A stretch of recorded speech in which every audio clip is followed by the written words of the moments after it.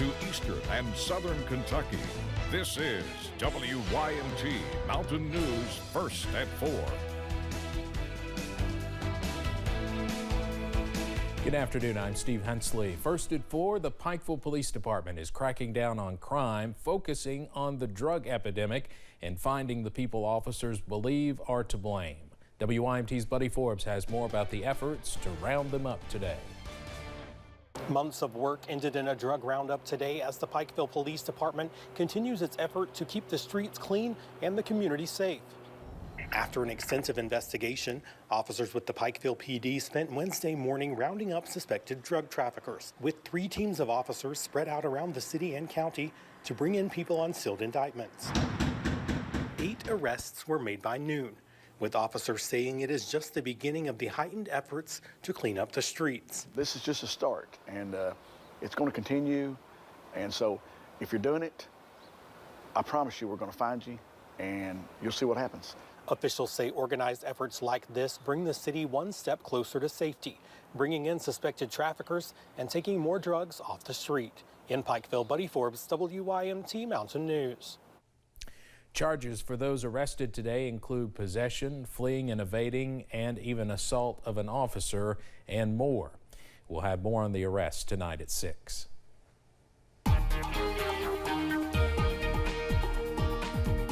Just about a perfect day today in the mountains. We've got plenty of mild temperatures, plenty of sunshine. Enjoy it while it lasts, because we've got big changes on the way into tomorrow. UVA Wise camera, the time lapse as we've gone throughout the day as we now approach our early evening hours. Not a cloud in the sky. Blue sky all day. Something that is fantastic to see any day of the week, but especially now that we've reached the halfway point.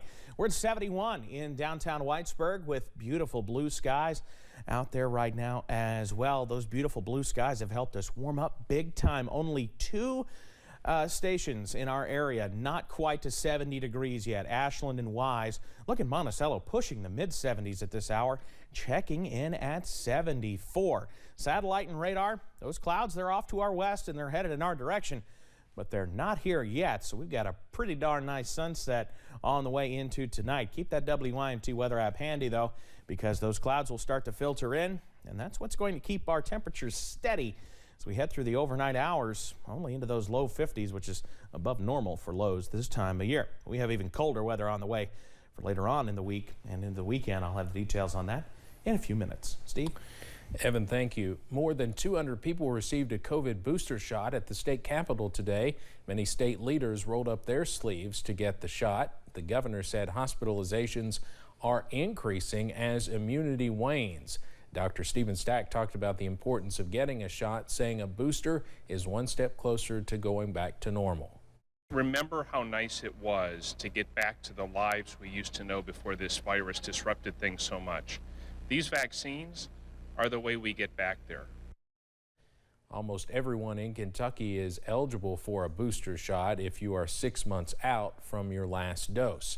And while most adults already fit at least one current eligibility criteria for those booster shots, Pfizer and its partner BioNTech have asked federal regulators to expand the reach of their booster to anyone ages 18 and older. That could include people who did not get the Pfizer vaccine for their first 2 doses. CBS's Nikki Batiste reports from New York. More than 25 million Americans have gotten their COVID vaccine booster shot. The FDA authorized it for adults who are 65 and older, at high risk, or who already received the Johnson & Johnson vaccine.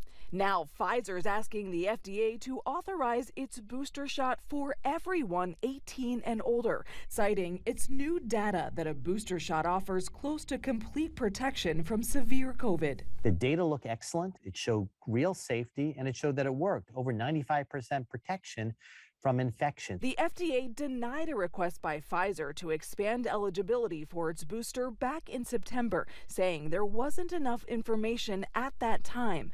But mounting evidence now shows without a booster, the vaccine's effectiveness drops over time. And I think it's certainly important as we go into colder months. As Dr. David Agus says, there's concern about cases rising this winter. About a third of Americans haven't even had one vaccine dose. What we're seeing is rising rising numbers of cases in areas where the temperature is dropping, because people are moving indoors more and there's more spread of the virus, and we're seeing more breakthrough infections and obviously significant infections in those who are unvaccinated. Dr. Eges says Pfizer's request will go straight to the FDA commissioner, who could rule on it as soon as next week. If authorized, Pfizer's booster shot would be available for all adults. And Dr. Eges recommends all adults should get it, even if they got the Moderna or J&J vaccine. Nikki Batiste, CBS News, New York. The White House expects nearly 1 million school-aged children to get a COVID-19 vaccine by the end of the day. A Biden administration official says approximately 900,000 children ages 5 through 11 will likely receive their first dose of the Pfizer vaccine within the first week of being able to, while noting 700,000 appointments are already in place at pharmacies for upcoming days. About 20,000 vaccination sites for children are already up and running, with plans to expand even further. A new poll finds wealthier parents more willing to vaccinate their children against COVID-19. A team of epidemiologists surveyed more than 2,300 parents with children ages 5 to 11. 47% of parents making at least $100,000 annually said they were willing to vaccinate their children, compared to just 34% of parents making less than $50,000. Researchers note lower-income parents might find it more difficult to get time off to get their child vaccinated or to help them recover from any side effects. Let's head over to Wall Street now. On this Wednesday, the Dow closes down today more than 240 points. We'll have more financial news in our next half hour. A new poll reveals a majority of Americans believe Facebook is bad for society. The new CNN poll was conducted by SSRS. Researchers surveyed a little more than 1,000 Americans online. 76% of them said Facebook makes society worse. About half also said they know somebody who was persuaded to believe in a conspiracy theory through Facebook. However, responses were pretty split over whether they trust big tech companies to do what is best for their users. 38% said they do not, while 34% said they somewhat do.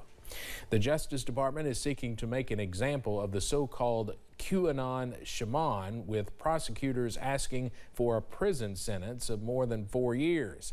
Jacob Chansley quickly became the face of the January 6th riot at the Capitol after pictures of him inside the building emerged, showing him wearing face paint, no shirt, and a horned furry headdress while shouting into a bullhorn. He was one of the first rioters to make it inside the building and carried an American flag on a speared pole, which prosecutors have called a weapon. Chansley's lawyer says he has mental health issues and believed he was entering the Capitol on then-President Donald Trump's invitation.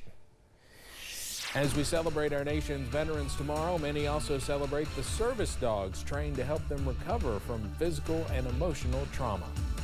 And fall-like temperatures are back, along with our rain chances heading into tomorrow. We'll have the very latest on the way.